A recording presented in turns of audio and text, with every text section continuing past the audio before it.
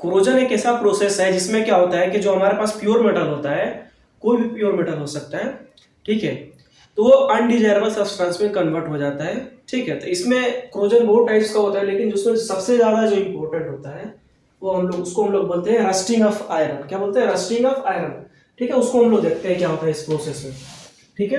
तो हमारे पास ये एक आयरन है, ठीक है, और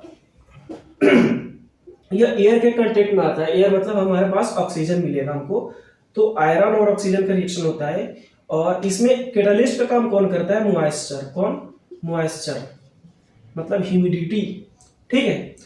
तो इसका रिएक्शन होता है, मॉइस्चर में H2O प्रेजेंट है, तो इसमें क्या होता है कि ऑक्सीजन इसके साथ रिएक्शन करेगा, इस सरफेस पर रिएक्शन होता है। और एक कौन सा रिएक्शन होता है? इलेक्ट्रोकेमिकल सेल रिएक्शन होता है। यहाँ पे होता है इलेक्ट्रोकेमिकल सेल रिएक्शन, या अपना कुछ इलेक्ट्रॉन इसको देता है तो बॉन्डिंग बनती है वहां पे, ठीक है। तो ये रिएक्शन में कौन सा रिएक्शन होता है?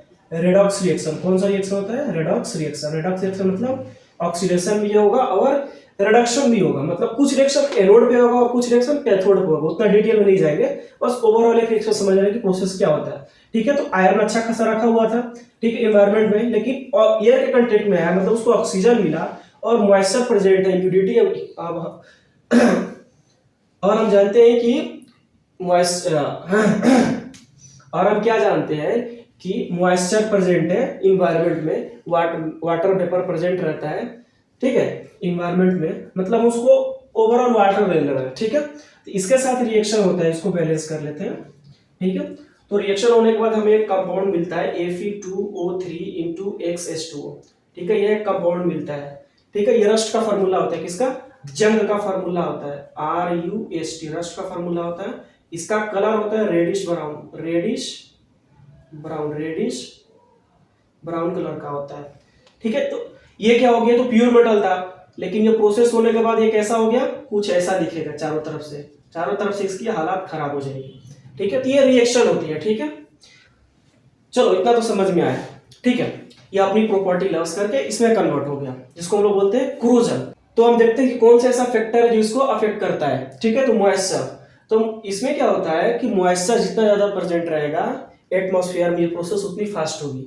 और ये प्रोसेस सबसे ज्यादा फास्ट होती है रेनी डेज में, क्योंकि उसमें रेनी डेज में मॉइस्चर ज्यादा प्रेजेंट रहता है, मतलब ह्यूमिडिटी ज्यादा प्रेजेंट रहती है एयर में, तो ये उससे अफेक्ट करता है, मॉइस्चर अफेक्ट करता है उसको, ये इस प्रोसेस को फास्ट कर देता है।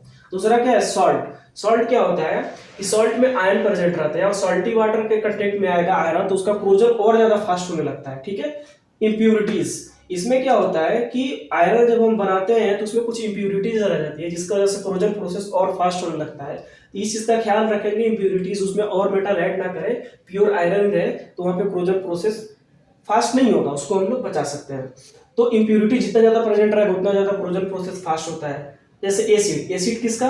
जैसे हमारे पास एक आयरन के मटेरियल रखे हुए हैं, ठीक है, वहां पे जो इन्वायरमेंट है उसका पीएच कम होता है, तो या तो जब पीएच कम हो जाएगा तो ये प्रोसेस और ज्यादा फास्ट होने लगती है, ठीक है। तब हम देखते हैं कि इसको प्रिवेंट कैसे करेंगे, ठीक है।